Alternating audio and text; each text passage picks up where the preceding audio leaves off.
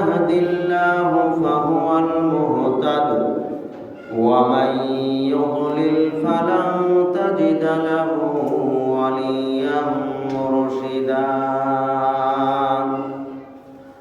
أشهد أن لا إله إلا الله وحده لا شريك له وأشهد أن محمدا عبده ورسوله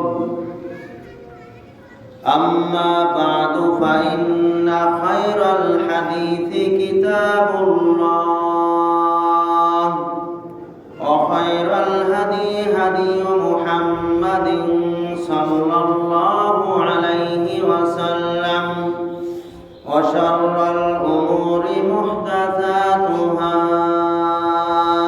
وكل محدثة بدعة وكل بدعة ضلالة وكل ضلالة في النار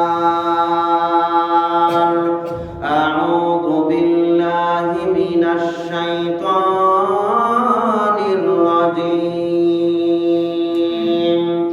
بسم الله الرحمن الرحيم قاف والقرآن المجيد بل عجبوا أن جاءهم منذر منهم فقال الكافرون هذا شيء عجيب أئذا متنا وكنا ترابا ذلك رجع بعيد قد علمنا ما تنقص الأرض منهم وعندنا كتاب حفيظ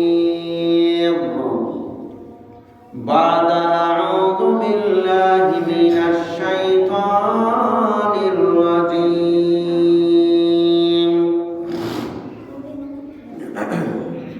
بسم الله الرحمن الرحيم إنا أرسلنا نوحا إلى قومه أن أنذر قومك من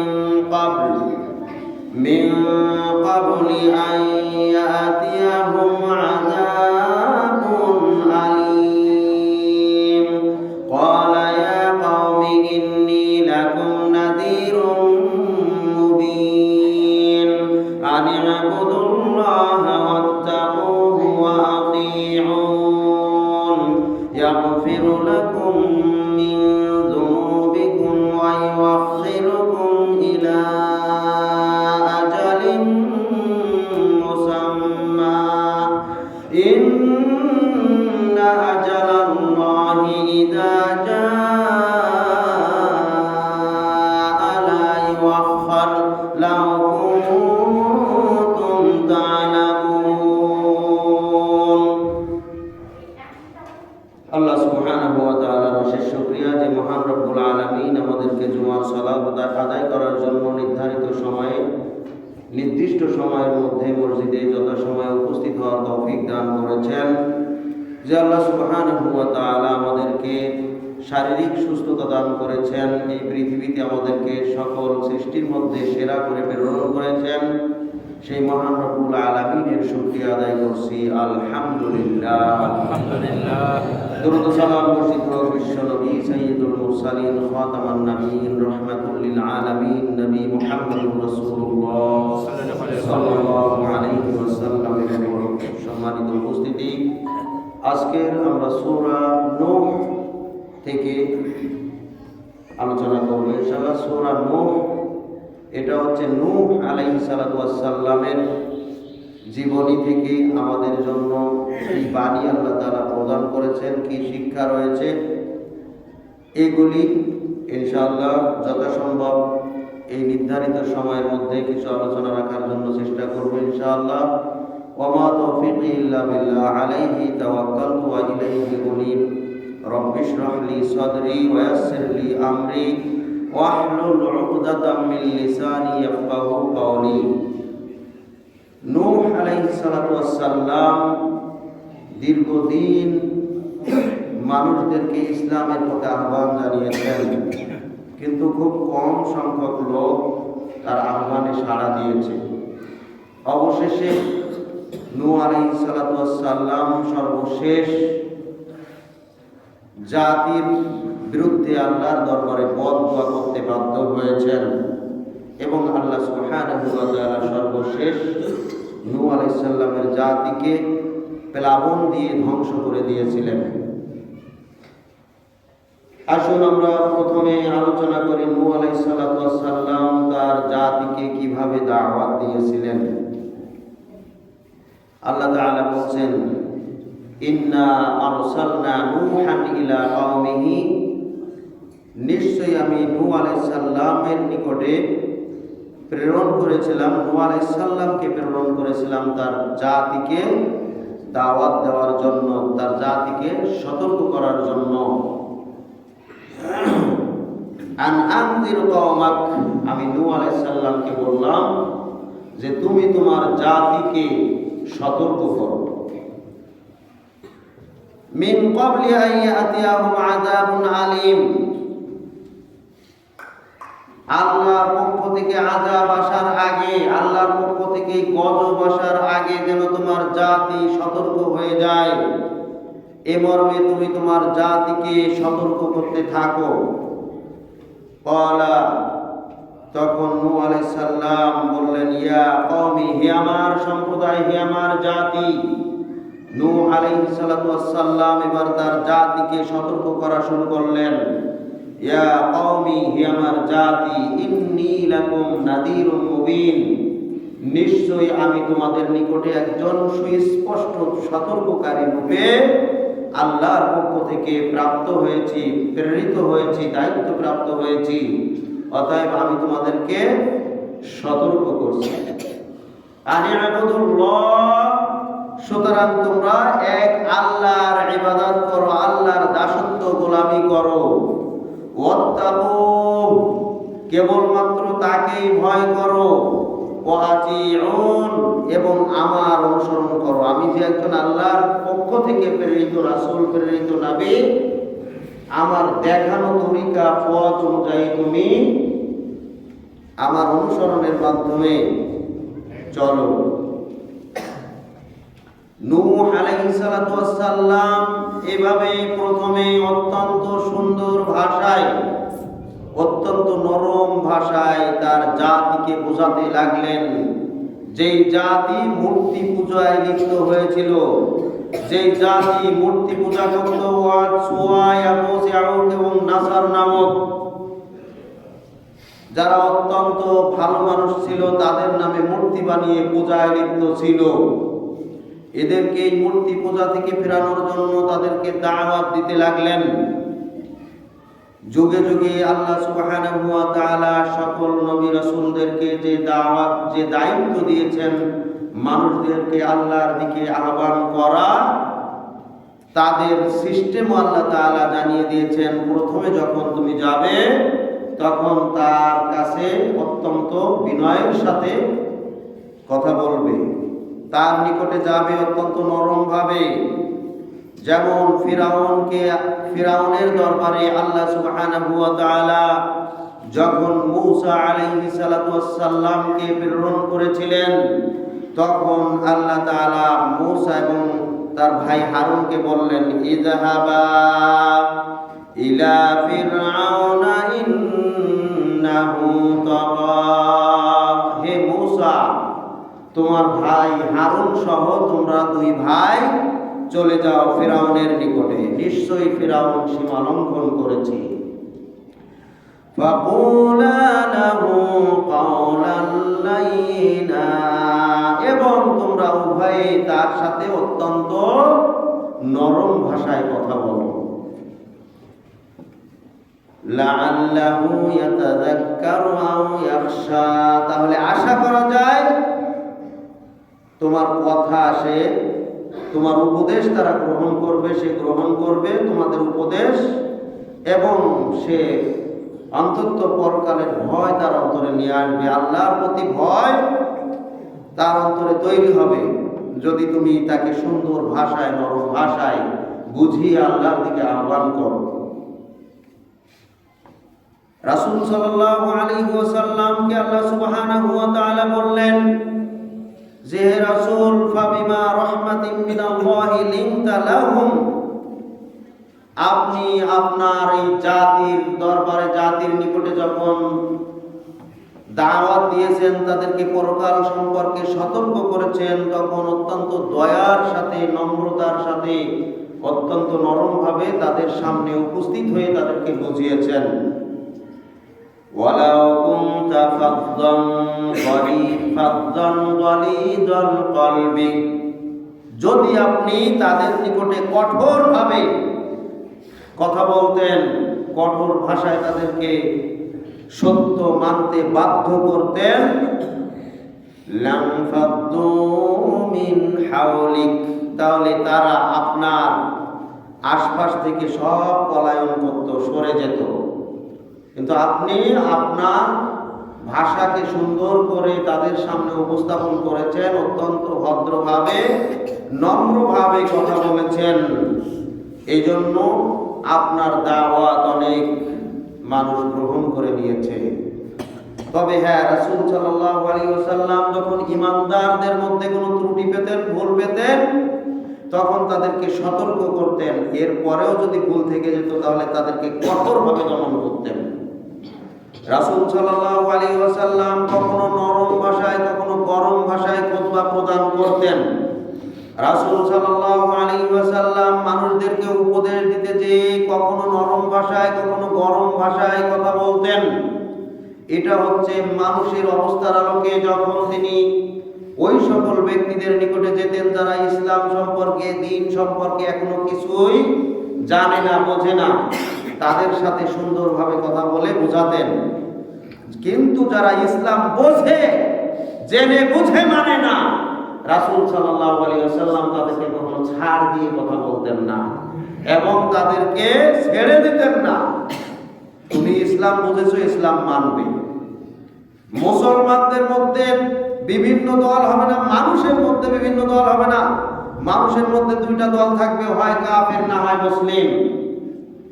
কিন্তু এখন মুসলমানদের মধ্যেই এমন অসংখ্য দল রয়েছে যারা কাফেরদের চাইতেও খারাপ। সর্বশেষ যখন ঈসা আলাইহিস সালাতু ওয়াস সালাম এই পৃথিবীতে আসবেন, তখনও সারা দুনিয়ার মানুষ দুইটা গ্রুপে ভাগ হয়ে যাবে, হয় মুসলিম না হয় কাফের। দাজ্জাল যখন আসবে তখন মানুষ দুইটা গ্রুপে ভাগ হয়ে যাবে, হয় ঈমানদার না হলে কাফের। দাজ্জালের অনুসারীরা কাফের হবে, দাজ্জালের অনুসারী যারা হবে না, নিজের ঈমানকে রক্ষা করতে পারবে, তারাই মুসলিম থাকবে। অতএব মানুষ মূলত দুই ভাগেই, পরকালেও দুই ভাগেই বিভক্ত হবে। যারা মুনাফিক মাঝামাঝি অবস্থান করে, এদের শাস্তি কাফেরদের চাইতেও কঠিন, নাউযুবিল্লাহ। এজন্যই যাদের অন্তরে মুনাফিকি রয়েছে, ইসলাম বোঝে কিন্তু মানতে চায় না, বিভিন্ন বাহানা, টাল বাহানা পেশ করে, এদেরকে রাসূল সাল্লাল্লাহু আলাইহি ওয়াসাল্লাম শক্তভাবে দমন করেছেন। সমাজে যখন বিভিন্ন অন্যায়, অত্যাচার শুরু হয়ে যায়, তখন নরম ভাষায় কাজ হয় না, তখন গরম ভাষার প্রয়োজন হয়। অতএব মানুষদেরকে দাওয়াত দেওয়ার ক্ষেত্রে যারা ইসলামের কিছুই বোঝে না, আমরা যদি কোনো হিন্দুর সাথে কথা বলি তাহলে নরম ভাষায় কথা বলতে হবে। কোনো বিধর্মীর সাথে যদি কথা বলি, ইসলামের দিকে, আল্লাহর দিকে আহ্বান করি, তাহলে তাকে অত্যন্ত সুন্দরভাবে কথা বলতে হবে। কিন্তু আমাদের মুসল্লিদের সাথে আমরা যখন কথা বলবো, গরম ভাষায় কথা বলতে হবে, এটাই সুন্নাত। কারণ আমরা দ্বীন বুঝি, ইসলাম বুঝি, কিন্তু মানি না। আল্লাহ তাআলা নূহ আলাইহিস সালামকে তার সম্প্রদায়ের নিকটে প্রেরণ করলেন। নূহ আলাইহিস সালাম তার জাতিকে বোঝালেন, আনি'বুদুল্লাহ, তোমরা কেবলমাত্র আল্লাহর দাসত্ব গোলামি করো, আল্লাহর দাসত্ব করো, আল্লাহকে রব হিসাবে মেনে নাও। ওয়াত্তাকু, তোমরা তাকে কেবলমাত্র তাকেই ভয় করো। ওয়া আতিউন, আর আমি আল্লাহর প্রেরিত রাসূল নবী আমাকেই আনুগত্য করো। যদি এই কাজগুলি করো তাহলে কি লাভ হবে তোমাদের? ইয়াগফির লাকুম যুনুবাকুম, আল্লাহ তাআলা তোমাদের গুনাহ খাতাগুলিকে maaf করে দিবেন। সুবহানাল্লাহ। ওয়া ইউআখিরুকুম ইলা আজালিন মুসাম্মা, আর আল্লাহ তাআলা তোমাদেরকে দুনিয়াতে প্রেরণ করেছেন নির্ধারিত সময় দিয়ে, অল্প কিছু সময় দিয়ে দুনিয়াতে প্রেরণ করেছেন। এই নির্ধারিত সময় পর্যন্ত আল্লাহ তাআলা তোমাদেরকে সুযোগ দিবেন। এই সুযোগের মধ্যে তোমরা যদি ভালো হয়ে যাও তাহলে আল্লাহ তাআলা তোমাদেরকে ক্ষমা করে দিবেন এবং তিনি তোমাদেরকে মহা পুরস্কার দান করবেন। নির্ধারিত এই সময়ে তোমরা ফিরে এসো। ইন্না আজালাল্লাহি ইযা জাআ লা ইউআখার, আল্লাহ তাআলার এই নির্ধারিত সময় যখন ফুরিয়ে যাবে, তোমার এই হায়াত যখন ফুরিয়ে যাবে, তখন আর আল্লাহ তাআলা তোমার পরকালের জন্য প্রস্তুতি নেওয়ার সুযোগ দান করুন, সুযোগ দিবেন না। আল্লাহ তাআলা তোমাকে আর কোনো সুযোগ দিবেন না, তোমার সময় শেষ। নির্ধারিত সময় পর্যন্ত আল্লাহ তাআলা তোমাকে সুযোগ দিয়েছেন, তুমি এখন ফিরে এসো। লাউ কুনতুম তা'লামুন, যদি তোমরা একটু জানার চেষ্টা করো, বোঝার চেষ্টা করো, তাহলে সহজেই বুঝতে পারবে যে এটাই হচ্ছে তোমাদের জন্য একটা সুযোগ, তোমাদেরকে আল্লাহর পথে ফিরে আসা। এভাবেই আল্লাহ তাআলার পথে নূহ আলাইহিস সালাম তার জাতিকে আহ্বান করতে লাগলেন। তিনি বললেন, ওয়াত্তাকু, কেবলমাত্র তোমরা আল্লাহকে ভয় করো। দুনিয়াতে আমরা রয়েছি, আল্লাহর বিধান অনুপাতে চললেও, আল্লাহর বিধান মেনে নিয়ে যদি আমরা আল্লাহর পথে চলি, তাহলেও আমাদের যেভাবে পরিশ্রম করতে হবে, কষ্ট করতে হবে, শয়তানের পথে চললেও ওই পরিশ্রম, ওই কষ্টই আমাদের করতে হয়। বরং অনেক মানুষ রয়েছে যারা আল্লাহর পথে যতটুকু আমরা শ্রম দেই, সময় দেই, তার চাইতে বেশি শ্রম, বেশি সময় শয়তানের পথে দেয়। আল্লাহর জন্য, আল্লাহর বিধান মানার জন্য আমরা যতটুকু পরিশ্রম, কষ্ট করি, যতটুকু ত্যাগ স্বীকার করি, শয়তানের পথে রয়েছে যারা, তারা এর চাইতেও বরং বেশি কষ্ট, বেশি ত্যাগ স্বীকার করে। অতএব বুদ্ধিমান হচ্ছে তারাই যারা তাদের এই সময়কে, এই সুযোগকে আল্লাহর পথে কাজে লাগিয়ে এই মূল্যবান সময়কে পরকালের জন্য প্রস্তুতির মাধ্যমে ব্যয় করে। ওয়াত্তাকু, আমরা যদি আল্লাহকে ভয় করি তাহলেই আমাদের জন্য দুনিয়া এবং আখিরাতে লাভ রয়েছে। এজন্যই বলছেন ওয়াত্তাকু, তোমরা আল্লাহকে ভয় করো। আল্লাহ তাআলা বলছেন সূরা তালাকের 2 নম্বর 3 নম্বর আয়াত, ওয়া মান ইয়াত্তাকিল্লাহা ইয়াজআল লাহু মাখরাজা, যে ব্যক্তি আল্লাহ তাআলাকে ভয় করে, আল্লাহ তাআলা তাকে সমস্ত বিপদ আপদ, বালা মুসিবত, সমস্ত ঝামেলা থেকে মুক্ত করে দেন। সুবহানাল্লাহ। ওয়া ইয়ারযুকুহু মিন হাইথু লা ইয়াহতাসিব, দুনিয়ার মানুষেরা দুনিয়ার পিছনেই, দুনিয়া অর্জনের জন্য, পেটের জন্য, খাদ্য খাবারের জন্য, অর্থের জন্য, অর্থ সংগ্রহের জন্য, ধন সম্পদ বৃদ্ধির জন্য, দালান কোঠা অট্টালিকা বাড়ানোর জন্য, সুন্দর একটা বাসস্থান করার জন্য মানুষ এই চেষ্টা করে, কত পরিশ্রম করে, দিনে রাতে খাটে, পরিশ্রম করে। আল্লাহ তাআলা বলছেন তোমরা যদি আল্লাহ তাআলাকে ভয় করো, ওয়া ইয়ারযুকুহু মিন হাইথু লা ইয়াহতাসিব, তাহলে আল্লাহ তাআলা এমন জায়গা থেকে, এমন উৎস থেকে রিজিকের ব্যবস্থা করবেন, মানুষ কি এমন ভাবে রিজিকের ব্যবস্থা করতে পারেন যেটা মানুষ কখনো কল্পনাও করে নাই যে এমন জায়গা থেকে রিজিকের ব্যবস্থা হতে পারে এবং এমন এত বিপুল পরিমাণ রিজিক আসতে পারে। সুবহানাল্লাহ। এই চিন্তা মানুষের ভিতরে অন্তরেই ছিল না। মানুষ কখনো চিন্তাও করে না যে এই পথ থেকেও আবার এভাবে অর্থ আসতে পারে, আমার এত বিপুল পরিমাণ অর্থ আসবে, এটা মানুষ ভাবেও নাই। ইচ্ছা করলে আল্লাহ তাআলা এইভাবে রিজিক দান করতে পারেন যদি তারা আল্লাহকে ভয় করে। সুবহানাল্লাহ। ওয়াতিউন, এবং আমার আনুগত্য করো। তোমরা যদি আল্লাহকে ভয় করো, আল্লাহ তাআলা বলছেন ওয়ামান ইয়াত্তাকিল্লাহা ইয়াজআল লাহু ফি আমরিহি ইউসরা। যারা আল্লাহ তাআলাকে ভয় করে, আল্লাহ তাআলা তার জন্য সমস্ত কাজকে, সমস্ত ভালো কাজকে, দুনিয়ার জন্য প্রয়োজনীয় কাজ, পরকালের জন্য প্রস্তুত মূলক কাজ, যত আমল সব কিছু আল্লাহ তাআলা সহজ করে দেন। সুবহানাল্লাহ। তোমার অন্তরে যদি আল্লাহর ভয় নিয়ে আসো, তাহলে 5 ওয়াক্ত সালাত আদায় করা আল্লাহ তাআলা তোমার জন্য সহজ করে দিবেন। ওই ফজরের সময় ঘুম থেকে উঠে মসজিদে আসতে তোমার মধ্যে মোটেও কষ্ট অনুভব হবে না। এটা আল্লাহর পক্ষ থেকে ফেরেশতার মাধ্যমে তোমাকে সাহায্য করা হবে। সুবহানাল্লাহ। ওয়া মান ইয়াত্তাকিল্লাহা ইয়াজআল লাহু ফি আমরিহি ইউসরা। আল্লাহর ভয় যদি তোমার অন্তরে নিয়ে আসতে পারো, তাহলে সমস্ত ভালো কাজ করা তোমার জন্য আল্লাহ তাআলা স্বয়ং ফেরেশতার সহযোগিতার মাধ্যমে তোমাকে সহজ করে দিবেন। তোমার অন্তরে কোনো কষ্টই থাকবে না। তুমি নির্দ্বিধায়, নিঃসংকোচে, কষ্ট ছাড়াই তুমি স্বতঃস্ফূর্তভাবে অন্তরের প্রশান্তির সাথে, আনন্দের সাথে তুমি ভালো কাজ করার সুযোগ পাবে। সুবহানাল্লাহ। এটা হচ্ছে তাকওয়ার পুরস্কার। আল্লাহ তাআলা আর বলেন ওয়ামান ইয়াত্তাকিল্লাহা ইউকাফির আনহু সাইয়্যাতিহি ওয়া ইউযিম লাহু আজরা।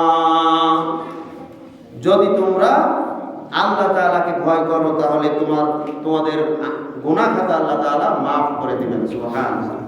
ইউকাফির আনকুম সাইয়্যাতিকুম, যত প্রকার গুনাহ তোমাদের রয়েছে, এই গুনাহর কাফফারা হিসাবে আল্লাহ তাআলা তোমাদেরকে গুনাহ maaf করে দিয়ে সওয়াব দান করবেন। সুবহানাল্লাহ।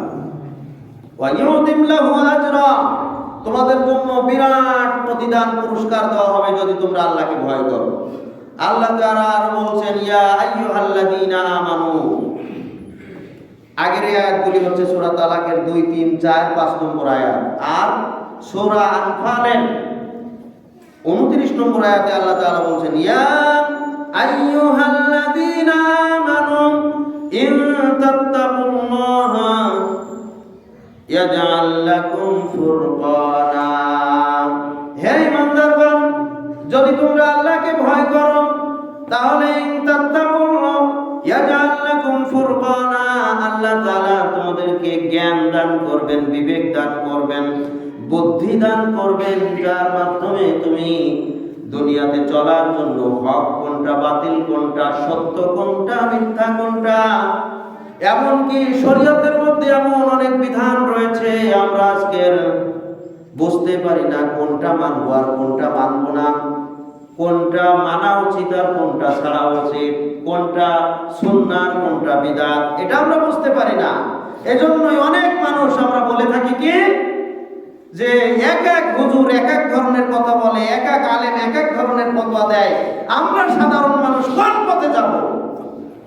আল্লাহ তাআলা বলেন ইন তাত্তাকুল্লাহা ইয়াজআল লাকুম ফুরকানা, যদি তুমি আল্লাহ তাআলাকে ভয় করো তাহলে আল্লাহ তাআলা তোমাকে, তুমি মূর্খ হলেও তোমাকে আল্লাহ তাআলা এমন জ্ঞান দান করবেন, এমন বুদ্ধি দান করবেন, যার মাধ্যমে সহজে বুঝতে পারবে যে তোমার কোনটা মানা উচিত, হক কোনটা, বাতিল কোনটা, সহজেই পার্থক্য করার জ্ঞান আল্লাহ তাআলা তোমাকে দান করবেন। সুবহানাল্লাহ।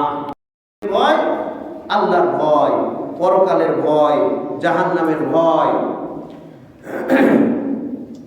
সম্মানিত উপস্থিতি, আল্লাহ সুবহানাহু ওয়া তাআলা আরো বলেন ওয়ালাউ আন্না আহলাল কুরা আমানু, যদি জনপদবাসী জনপদবাসী মানে একটা সমাজবাসী, একটা গ্রামবাসী, একটা দেশবাসী, বিশ্ববাসী, যেখানেই মানুষ রয়েছে, যেখানেই মানুষ বসবাস করে, তাদেরকেই আল্লাহ তাআলা বলছেন মানুষেরা, জনপদের মানুষেরা, যেখানে মানুষ বাস করে এই জায়গার মানুষেরা।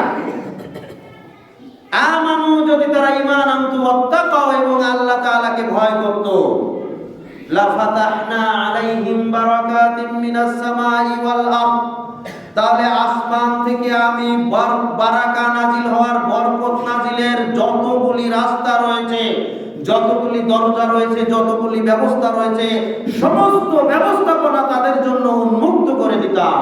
সুবহানাল্লাহ।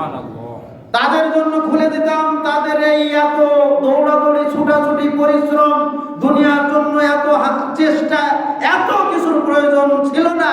শুধুমাত্র তাদের দায়িত্ব ছিল তারা আল্লাহকে ভয় করে আল্লাহর বিধান মেনে নেবে, আল্লাহর বিধানের কাছে আত্মসমর্পণ করবে।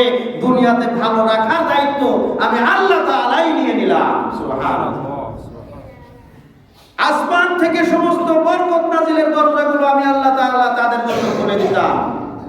ওয়ালাকিন কাযযাবু, কিন্তু এই জনপদবাসীরা, তারা আমি আল্লাহ আমার প্রতি মিথ্যা আরোপ করল। আমার প্রতি তারা মিথ্যা আরোপ করার মাধ্যমে আমার বিধানকে অমান্য করল। আমার এই বিধানকে তারা বিশ্বাস স্থাপন করলো না। আমার বিধানকে অমান্য করে তারা পাপের সাথে নিজেদেরকে সম্পৃক্ত করে ফেললো, যার কারণে আমি আল্লাহ তাআলা তাদেরকে যুগে যুগে পাকড়াও করতে বাধ্য হয়েছি। ফাআখাযনাহুম বিমা কানু ইয়াকসিবুন, তারা দুনিয়াতে যে পাপ করেছে, যে অর্জন করেছে, তারই ফলস্বরূপ আমি তাদেরকে এক এক সময় অনুপাতে তাদেরকে পাকড়াও করতে বাধ্য হয়েছি। আমি তাদেরকে শাস্তির সম্মুখীন করেছি। নাউযুবিল্লাহ। নূহ আলাইহিস সালামের জাতিকে শাস্তি দিয়ে ধ্বংস করা হয়েছে, আদ জাতিকে শাস্তি দিয়ে ধ্বংস করা হয়েছে, সামুদ জাতিকে শাস্তি দিয়ে ধ্বংস করা হয়েছে, লূতের কওমকে শাস্তি দিয়ে ধ্বংস করা হয়েছে, নমরুদের বাহিনীকে শাস্তি দিয়ে ধ্বংস করা হয়েছে। এভাবেই আল্লাহ তাআলা বিভিন্ন জনপদ গোষ্ঠীকে তাদের পাপের কারণে ধ্বংস করতে বাধ্য হয়েছেন। এটা হচ্ছে মানুষের পাপের ফল। নাউযুবিল্লাহ। দুনিয়াতেও শাস্তি, পরকালেও শাস্তি। নাউযুবিল্লাহ। সম্মানিত উপস্থিতি, তাহলে নূহ আলাইহিস সালাম তার জাতিকে বললেন, ওয়াত্তাকু, তোমরা সেই আল্লাহকে ভয় করো। আল্লাহ তাআলা আরো বলছেন, মান ইহতাদা ফাইন্নামা ইয়াহতাদি লিনাফসি, যে ব্যক্তি হেদায়েতের পথে চলে সে তার নিজের জন্যই হেদায়েতের পথে চলে। হেদায়েতের পথে চলার জন্য নিজের উপকার হয়। কোন মানুষ যদি বলে এত মানুষ এই কাজ করে, সেই কাজ করে, তাহলে আমার করতে সমস্যা কি? আরে হুজুর মানুষ যদি এই পাপ কাজ করে, তাহলে আমরা সাধারণ মানুষ। জি না, কোন মানুষের দোহাই দিয়ে, কোন এলাকার দোহাই দিয়ে, কোন সমাজের দোহাই দিয়ে, কারো দোহাই দিয়ে কেউ যদি পাপ কাজ করে, তাহলে সে নিস্তার পাবে না। কারো দোহাই চলবে না। আপনাকে আপনার নিজের চিন্তা করতে হবে। আপনার সাথে কবরে অন্য কেউ যাবে না, আপনাকেই যেতে হবে। আল্লাহর দরবারে আপনাকে একা উপস্থিত হতে হবে, আপনার সাথে কেউ থাকবে না সহযোগিতা করার জন্য। আপনাকেই আল্লাহর দরবারে জবাবদিহি করতে হবে। অতএব আপনাকেই আপনার পথ বেছে নিতে হবে, খুঁজে নিতে হবে। আপনাকে বলছি না, আমার নিজেকেও বলছি, আমার পথ আমাকেই খুঁজে নিতে হবে, আপনার পথ আপনাকেই খুঁজে নিতে হবে। প্রত্যেকের নিজের ব্যবস্থা নিজেই করতে হবে, নিজের হেদায়েতের পথ নিজে খুঁজে নিতে হবে, নিজের ভালোর জন্য নিজে হেদায়েতের পথে চলতে হবে। আল্লাহ তাআলা বলছেন, ফামান ইহতাদা ফাইন্নামা ইয়াহতাদি লিনাফসি, যে ব্যক্তি হেদায়েতের পথে চলে সে তার নিজের জন্যই হেদায়েতের পথে চলে। এই হেদায়েত অন্য কারো কোনো উপকার করে না। আবার আল্লাহ তাআলা বলছেন, ওয়ামান দাল্লা ফাইন্নামা ইয়াদিল্লু আলাইহা, আবার যে ব্যক্তি গোমরাহির পথে চলে, ভ্রান্ত পথে চলে, ভুল পথে চলে, এর প্রতিদানে তার উপরেই শাস্তি দেওয়া হবে, প্রয়োগ করা হবে। তার গোমরাহির কারণে, তার পথভ্রষ্টতার কারণে আরেকজনকে শাস্তি দেওয়া হবে না, তাকেই শাস্তি দেওয়া হবে। ওয়ালা তাজিরু ওয়াজিরাতু উযরা উখরা, কিয়ামতের ময়দানে কারো বোঝা অন্য কারো চাপানো হবে না, প্রত্যেকের নিজের বোঝা নিজেকেই বহন করতে হবে। কেউ কারো বোঝা বহন করে দিবে না, কেউ কারো বোঝা বহন করার ক্ষমতাও রাখবে না। পীর সাহেব যতই দাবি করুক না কেন, তোমরা আমার আনুগত্য করো, আমি তোমাদেরকে পার করে নিব, এ হচ্ছে পীর নয়, ডাহা মৃত্যু সবচাইতে বড় ধোঁকাবাজ। এর কথাই মানা যাবে না, এর কথা যারা মানবে তারাই পথভ্রষ্ট হবে। আল্লাহ রাসূল নিজেই বলেছেন যে তুমি তোমার আমল তুমি করো। তার মেয়ে ফাতেমাকে বলেছেন, ফাতেমা তোমার আমল তুমি করে নাও, দুনিয়াতে যদি কিছু চাওয়ার থাকে আমার কাছ থেকে চেয়ে নাও, আমি তোমাকে দেব, পরকালে আমি নবী তোমার বাপ হিসাবে কোনো সাহায্য করতে পারবো না। একজন সাহাবী আল্লাহ রাসূলকে বললেন, আমি পরকালে আপনার সাথে থাকতে চাই। আল্লাহ রাসূল বললেন যে তুমি বেশি বেশি সালাত আদায়ের মাধ্যমে আমাকে সাহায্য করো, অর্থাৎ বেশি বেশি সালাত আদায়, নফল ফরজের পাশাপাশি বেশি বেশি নফল সালাত, বেশি বেশি সিজদা করলে তুমি আমার সাথে থাকতে পারবে। সুবহানাল্লাহ। তাহলে প্রত্যেকের নিজের পথ নিজেই তৈরি করে নিতে হবে। কারো দোহাই দিয়ে কোনো আমল থেকে কেউ যদি এক চুল পরিমাণ বিরত থাকে, তাহলে এর চাইতে বড় বোকা, বড় মূর্খ আর কেউ হতে পারে না। অতএব নিজের চিন্তা নিজে করে সেই হচ্ছে সবচেয়ে বুদ্ধিমান। নিজের পরকাল নিজে যে সুন্দর করে সেই হচ্ছে সবচেয়ে বড় বুদ্ধিমান। আর চালাক হচ্ছে, বোকা হচ্ছে ওই ব্যক্তি যে অন্যের কথায় আমল থেকে বিরত থাকে। নাউযুবিল্লাহ। সম্মানিত উপস্থিতি, নূহ আলাইহিস সালাম দাওয়াত দিলেন তার জাতিকে, যেভাবে আমরা দাওয়াত দেই আমাদের জাতিকে। নূহ আলাইহিস সালাম যেভাবে দীর্ঘদিন দাওয়াত দিয়েছেন, আল্লাহ তাআলা বলছেন কতদিন নূহ আলাইহিস সালাম দাওয়াত দিয়েছেন। লাকাদ আরসালনা নূহান ইলা কওমিহি ফালাবিথা ফীহিম আলফা সানাতিন ইল্লা 50 আমা। আমি নূহ আলাইহিস সালামকে প্রেরণ করেছিলাম তার কওমের নিকটে, তার জাতির নিকটে হেদায়েত করার জন্য, মানুষদেরকে আল্লাহর পথে নিয়ে আসার জন্য। তিনি মানুষদেরকে দাওয়াত দিয়েছিলেন। ফালাবিথা ফীহিম আলফা সানাতিন ইল্লা 50 আমা, 1000 বছর থেকে 50 কম সময় তাকে হায়াত দিয়েছিলাম, অর্থাৎ 950 বছর। ফাআখাযাহুমুত তুফানু ওয়া হুম যালিমুন। এই দীর্ঘ সময় নূহ আলাইহিস সালাম তার জাতিকে দাওয়াত দিলেন, কিন্তু তার জাতি বোঝে নাই। অল্প সংখ্যক লোক ছাড়া অধিকাংশ লোক তার দাওয়াত গ্রহণ না করার কারণে ফাআখাযাহুমুত তুফান, আল্লাহ তাআলা তাদেরকে প্লাবন দিয়ে ধ্বংস করে দিয়েছিলেন। ওয়া হুম যালিমুন, কারণ তারা জালিম সম্প্রদায় ছিল। আল্লাহ তাআলা বলছেন ফাআনজাইনাহু ওয়া আসহাবাস সাফিনাহ, আমি তাকে এবং তার যারা নৌকার আরোহী ছিল তাদেরকে উদ্ধার করেছিলাম, আর সবাইকে প্লাবনে ধ্বংস করে দিয়েছিলাম, ডুবিয়ে মেরেছিলাম।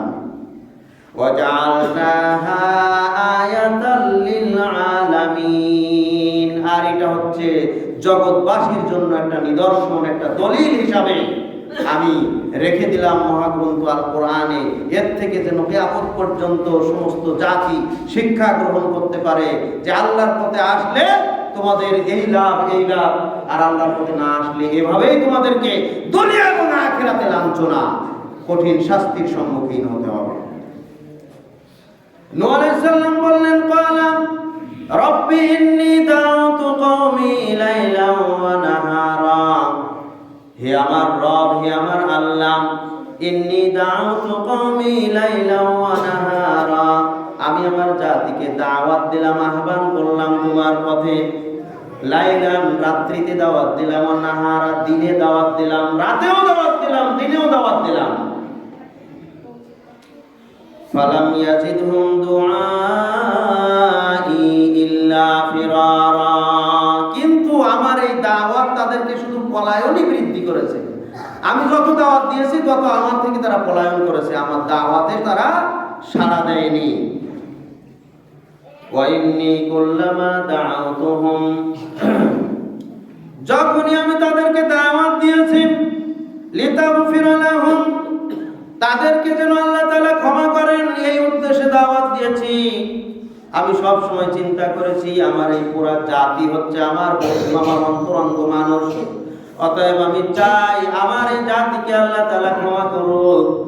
এই জন্য আমি তাদেরকে বুঝিয়েছি, তাদেরকে দাওয়াত দিয়েছি এবং তাদেরকে বলেছি তোমরা আল্লাহর পথে ফিরে আসলেই তোমাদেরকে ক্ষমা করা হবে। এই আশা নিয়ে আমি তাদেরকে দাওয়াত দিয়েছি, লিয়াগফিরা লাহুম লিতাগফিরা লাহুম, যেন আল্লাহ তাআলা তাদেরকে ক্ষমা করে দেন। এই আশা নিয়ে আমার জাতিকে আমি বুঝিয়েছি। জাআলু আসাবিআহুম ফি আযানিহিম, কিন্তু ওই হতভাগ্য জাতি কি করেছে? তারা আমার কথা শুনে শেষ পর্যন্ত তারা কানে আঙ্গুল দেওয়া শুরু করেছে।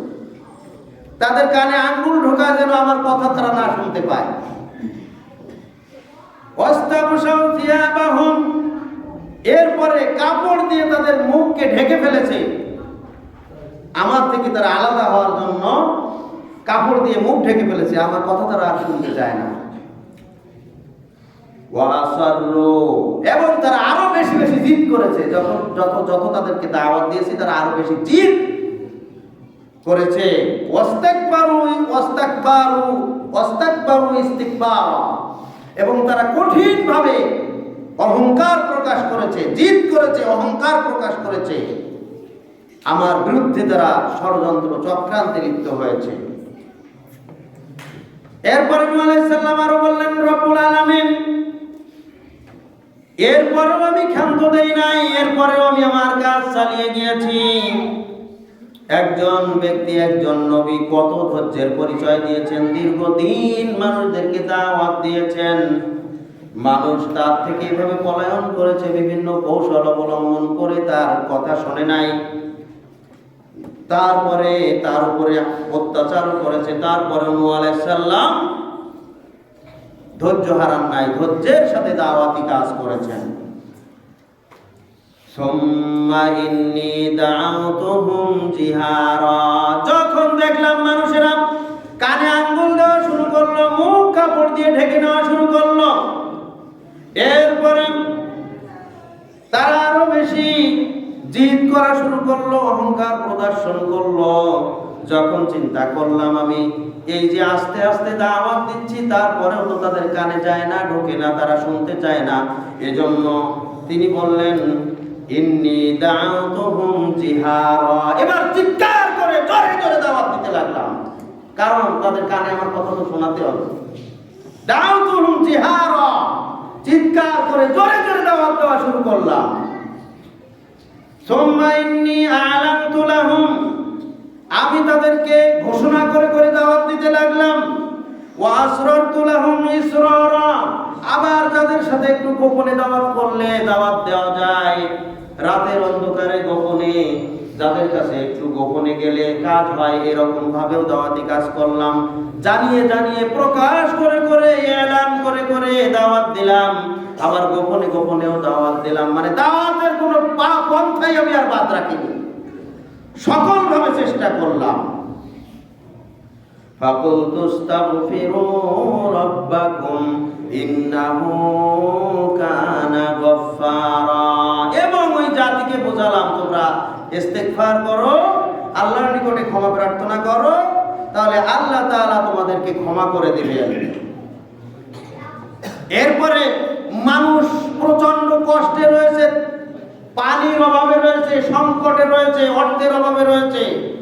তাদেরকে বোঝালাম যে তোমরা যদি আল্লাহর পথে ফিরে এসো, আল্লাহর নিকটে ইস্তিগফার করো, তাহলে কি হবে? ইউরসিলিস সামাআ আলাইকুম মিদরারা, আল্লাহ তাআলা আকাশ থেকে তোমাদের উপরে পানি বর্ষণ করবেন, বৃষ্টি বর্ষণ করবেন।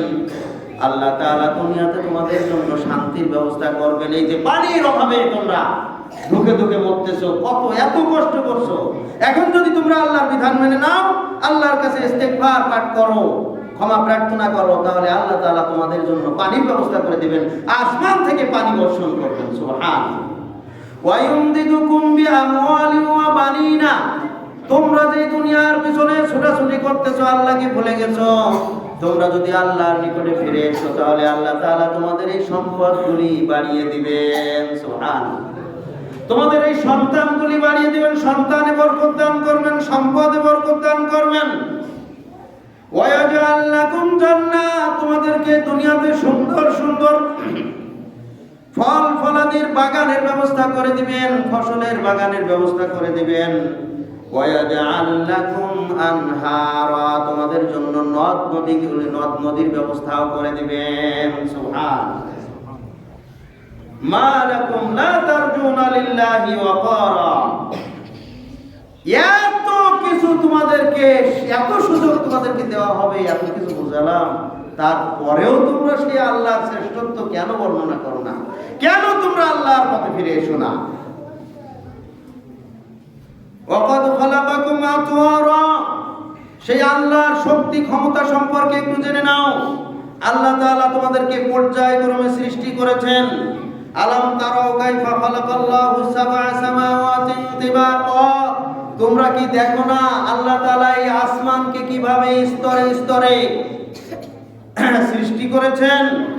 ওয়া জাআলাল কমারা ফীহিন্না নূরান, তোমরা কি দেখো না এই আকাশে যে চাঁদ আল্লাহ তাআলা তৈরি করেছেন, কত সুন্দর চাঁদে আলোর ব্যবস্থা করেছেন। ওয়া জাআলাশ শামসা সিরাজা, আল্লাহ তাআলা এই যে সূর্য সৃষ্টি করেছেন, এই সূর্য কত উজ্জ্বল প্রদীপের মাধ্যমে এটাকে আলোকিত করেছেন, প্রদীপ্ত করেছেন, প্রদীপ দান করেছেন। আল্লাহু আনবাতাকুম মিনাল আরদি নাবাতা, আল্লাহ তাআলা তোমাদেরকে মাটি থেকে উৎপন্ন করেছেন, মাটি থেকে সৃষ্টি করেছেন। সুম্মা ইউঈদুকুম ফিহা, এই মাটির মধ্যেই তোমাদেরকে চলে যেতে হবে। ফায়ুখরিজুকুম ইখরাজা, এই মাটির মধ্য থেকে আবার তোমাদেরকে বের করা হবে। মিনহা খালাকনাকুম ওয়া ফিহা নুঈদুকুম ওয়া মিনহা নুখরিজুকুম তারাতান উখরা, এই মাটি থেকে তোমাদেরকে সৃষ্টি করা হয়েছে, আবার এই মাটির মধ্যে তোমাদেরকে দাফন করা হবে, পুনরায় মাটির মধ্য থেকে তোমাদেরকে আবার বের করা হবে, আবার উঠানো হবে। আর এরপরে আল্লাহর দরবারে তোমাদেরকে উপস্থিত হতে হবে, চলে যেতে হবে। এরপরেও তোমরা কি আল্লাহকে মানবে না? নূহ আলাইহিস সালাম এভাবেই দাওয়াত দিয়েছেন। আমরা এতক্ষণ যে আলোচনা শুনলাম, আমরা মনে করছি যে নূহ আলাইহিস সালামকে এত সুন্দরভাবে বোঝানো হয়, আমাদের তো আর এত সুন্দরভাবে বোঝানো হয় না। আপনাদেরকে কত সুন্দরভাবে বোঝানো হয় কি না হয়, আপনারা তো জুমায় আগে থেকে আসেন না, কি বুঝবেন? খুতবার শুরু থেকে থাকলে না বুঝতেন যে কি আলোচনা হয় এখানে প্রত্যেক সপ্তাহে। কিন্তু অধিকাংশ মানুষ তো শেষের দিকে আসেন, আপনারা তো আসলে কোরআন হাদিস বুঝতেই চান না, বোঝার প্রয়োজন মনে করেন না। আল্লাহ তাআলা বলছেন, ওয়া মা কুননা মুআযযিবিনা হাত্তা নাবাসা রাসূলা, কোন মানুষকে আল্লাহ তাআলা শাস্তির সম্মুখীন ততক্ষণ পর্যন্ত করবেন না যতক্ষণ না তাকে আল্লাহর বাণী তার নিকটে পৌঁছানো না হবে, আল্লাহর বিধান তার কাছে না পৌঁছাবে। আল্লাহর বিধান প্রত্যেক মানুষের কাছে পৌঁছানোর ব্যবস্থা করেছেন, ফিরাউনের কাছে পৌঁছানোর ব্যবস্থা করেছেন। আল্লাহ তাআলা নূহ আলাইহিস সালামকে তার জাতির প্রত্যেকের নিকটে আল্লাহর বাণী পৌঁছানোর ব্যবস্থা করেছেন। এভাবে সকল নবী রাসূলদের দাওয়াত দায়িত্ব ছিল মানুষের কাছে আল্লাহর বাণী পৌঁছে দেওয়া। কিয়ামত পর্যন্ত আলেমেরা আল্লাহর বাণী মানুষের কাছে পৌঁছিয়ে দিবে। এখন এই ব্যবস্থাপনা আছে, কিন্তু আপনি তো আল্লাহর বাণী জানতে চান না। এর জন্য কি আপনি আলেমদেরকে দায়ী করবেন? ওমা কুননা মুআযযিবিন, প্রত্যেক ব্যক্তিকে শাস্তির সম্মুখীন হতে হবে আল্লাহর বাণী জানার পরে, যদি তারা মেনে না নেয়। সম্মানিত উপস্থিতি, নূহ আলাইহিস সালামের সর্বশেষ পরিণতি হলো, নূহ আলাইহিস সালাম বাধ্য হয়েছিলেন তার জাতিকে এত দিন এত ভাবে বোঝানোর পরেও যখন ফিরে আসলো না, মাত্র অল্প সংখ্যক মুফাসসিরিনে কিরাম বলছেন যে তার ছিল 4 জন ছেলে, তার 4 জনের মধ্যে 3 জন ছিল মুসলিম, আর একজন ছিল কাফের। কিনান কাফের ছিল, সে নৌযানে আরোহণ করেনি। তার স্ত্রী, তার এই সন্তানদের স্ত্রী তারা মুসলিম ছিল, কিন্তু এই কেনানের স্ত্রী সেও কাফের ছিল। এমনকি নূহ আলাইহিস সালামের নিজের স্ত্রী পর্যন্ত কাফের ছিল। নাউযুবিল্লাহ, সে মেনে নেয়নি তার স্বামীর কথা। আল্লাহ তাআলা বললেন, ওয়াকালা নূহুর রাব্বি লা তাদার আলাল আরদি মিনাল কাফিরিনা দাইয়ারা, হে আল্লাহ, এই জাতিকে তুমি আর সুযোগ দিও না, আর ছেড়ে দিও না। এই জাতিকে তুমি ধ্বংস করে দাও, এই জাতির আর প্রয়োজন নাই। এত করে বোঝানোর পরেও যারা বোঝে না, বুঝেও বোঝে না, শুনেও শোনে না, দেখেও দেখে না, এত সুন্দর করে বোঝানোর পরেও তারা তোমার পথে আসতে চায় না, এই জাতিকে আর বাঁচিয়ে রাখার প্রয়োজন নাই। একজন কাফেরকেও তুমি আর ছেড়ে দিও না। নাউযুবিল্লাহ। ইনতাদারহুম ইউদিল্লু ইবাদাকা, যদি তুমি একজন কাফেরকে ছেড়ে দাও তাহলে তোমার যারা সত্যিকারের বান্দা তাদেরকেও তারা বিভ্রান্ত করবে, পথভ্রষ্ট করবে। ওয়ালা ইয়ালিদু ইল্লা ফাজিরান কাফারা, আর তারা দুনিয়াতে যত সন্তান জন্ম দিবে সমস্ত সন্তানগুলি কাফের আর পাপিষ্ঠ হবে। নাউযুবিল্লাহ। অতএব এই কাফেরদেরকে আর বাঁচিয়ে রাখো না। সম্মানিত উপস্থিতি, বলছিলাম নূহ আলাইহিস সালাম বুঝাচ্ছিলেন যে তোমরা যে পথে আসো ঠিক উল্টাটা একটু ঘুরিয়ে তোমরা আল্লাহর পথে এসো, তাহলে তোমাদের কষ্ট, তোমাদের পরিশ্রম এর চাইতে বরং কম হবে। তোমরা দুনিয়াতে শান্তি পাবে, পরকালে শান্তি পাবে।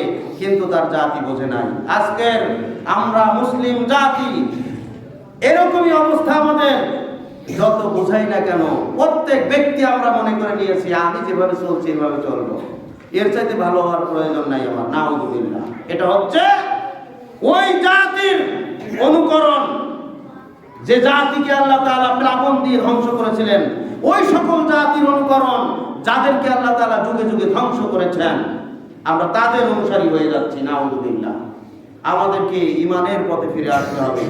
সম্মানিত উপস্থিতি, আমরা আজকে দুনিয়ার জন্য, এমনকি দুনিয়ার একটু সম্মান মর্যাদার জন্য, এমনকি অনেক ব্যক্তি এমন রয়েছি অধিক উদ্দেশ্যহীন ভাবে আমরা শ্রম দেই, সময় দেই। আমি আশ্চর্য হয়ে গেছি, গত রাত ৩টার সময় একজন নেতা এসেছেন নরসিংদীতে, তার বক্তব্য শোনার জন্য সারা রাত থেকে বসে রয়েছেন হাজার হাজার নরসিংদীবাসী মানুষ। রাত ৩টার সময় এসে নেতা এসে উপস্থিত হয়েছেন, তার বক্তব্য শুনেছেন। অথচ আল্লাহর বিধান পালন করার জন্য এই যে শ্রম দিয়েছেন, সময় দিয়েছেন, রাতের ঘুমকে হারাম করে সেখানে সময় দিয়েছেন, তারা কয়জন আল্লাহর হুকুম পালন করার জন্য সঠিক সময় ফজরের সালাত আদায় করেছেন? কয়জন ইশার সালাত আদায় করেছিলেন? আল্লাহর বিধান কয়জন মান্য করেন? ৫ ওয়াক্ত সালাত কয়জন পড়েন? কই আল্লাহর জন্য তো এত কষ্ট করেন না, মানুষের জন্য কিসের জন্য এই কষ্ট করেন? কোন নেতার পিছনে আপনি ঘোরেন? এই নেতা কি আপনাকে জাহান্নাম থেকে মুক্ত করতে পারবে? এমন নেতার পিছে কেন আপনি এত কষ্ট করেন, এত অর্থ ব্যয় করেন, এত সময় ব্যয় করেন, এত দৌড়ান, এত মিছিল করেন, এত কিছু করেন? কি উদ্দেশ্য করেন? আপনার উদ্দেশ্যটা কি? ওই নেতা কি আপনাকে জাহান্নাম থেকে মুক্ত করবে? দেখুন আল্লাহ তাআলা কি বলছেন সূরা ইব্রাহিমের 21 নম্বর আয়াত, ওয়াবারাজু লিল্লাহি জামিআ।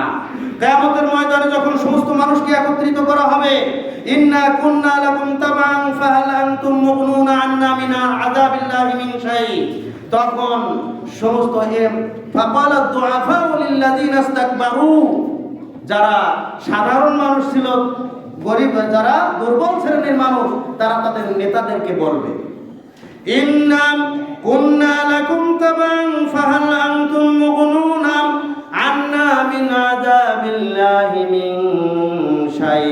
আমরা আজকে জাহান্নামের অধিবাসী হয়ে গেছি। হে নেতা, তোমার অনুসরণ করতে যে, তোমাদের অনুসরণ করতে যে আজকে আমরা তো জাহান্নামী হয়ে গেছি। আজকে আমাদেরকে জাহান্নাম থেকে কি উদ্ধার করতে পারবে? আমাদেরকে একটু জাহান্নাম থেকে বাঁচাও, আল্লাহর এই আযাব থেকে আমাদেরকে বাঁচাও। তখন ওই নেতারা কি বলবে? ক্বালু লাউ হাদানাল্লাহু লাহাদাইনাকুম, আমরা নিজেরাই তো হেদায়েত প্রাপ্ত ছিলাম না, গোমরাহী ছিলাম, কত ভ্রষ্ট ছিলাম। নেতাদের মুখে দাঁড়িয়ে আছে? নেতাদের প্যান্ট কি টাকনুর উপরে আছে? নেতারা কি ইসলাম মানে? আরে এই নেতা তো মাজারের কাছে চেয়ে, মাজারওয়ালা ব্যক্তির কাছে চেয়ে সে নির্বাচনী প্রচারণা শুরু করেছে। সে আল্লাহকেই চেনে না, আল্লাহর কাছে চায় না, মাজারওয়ালার কাছে চায়। আপনি কোন নেতার পিছনে ঘুরেন? আল্লাহ তাআলা বলছেন যে ওই নেতা বলবে, আমি নিজেই তো হেদায়েতের পথে ছিলাম না, গোমরাহির পথে ছিলাম। আমি যদি হেদায়েত প্রাপ্ত হতাম তাহলে তোমরাও হেদায়েত প্রাপ্ত হতে। আমি তো গোমরাহি ছিলাম, তোমাদেরকে কিভাবে হেদায়েত করব? এভাবেই নেতারা কথা বলবে। আল্লাহ তাআলা আরো বলেন, শয়তানও সেই দিন বলবে, শয়তানও নেতা, শয়তান বলবে মা কানা লি আলাইকুম মিন সুলতানিন ইল্লা দাআউতুকুম ফাস্তাজাবতুম লি, আমার নিজের কোনো শক্তি ক্ষমতা ছিল না, আসলে আমি শুধুমাত্র তোদেরকে আহ্বান করেছিলাম, আয় তোরা জনসভায় আয়, আসলে তোর এই দেওয়া হবে, সেই দেওয়া হবে, এই করা হবে, সেই করা হবে, এই প্রতিশ্রুতি দিয়ে তোদেরকে ডাক দিলাম। আমি ডাক দিলাম আর তোরা কেন আমার ডাক শুনছিলি? আমি ডাকলাম আর তোরা শুনছিলি কেন? শুনে নিয়েছিলি সেদিন, ডাকলাম আর কেন আসছিলি? নাউযুবিল্লাহ। বিস্তারিত বলার সময় নেই, সময় শেষ। আল্লাহ সুবহানাহু ওয়া তাআলা আমাদেরকে বোঝার দান করুন যে আমরা কি উদ্দেশ্যে, কোন পথে যাচ্ছি, আমাদের উদ্দেশ্য ঠিক করতে হবে। মুসলিম হিসাবে আমার উদ্দেশ্য কোন দিকে যাওয়া দরকার, কি করা দরকার, আল্লাহর বিধান কিভাবে পালন করা দরকার। না হলে নূহ আলাইহিস সালামের কওমের মতো আল্লাহ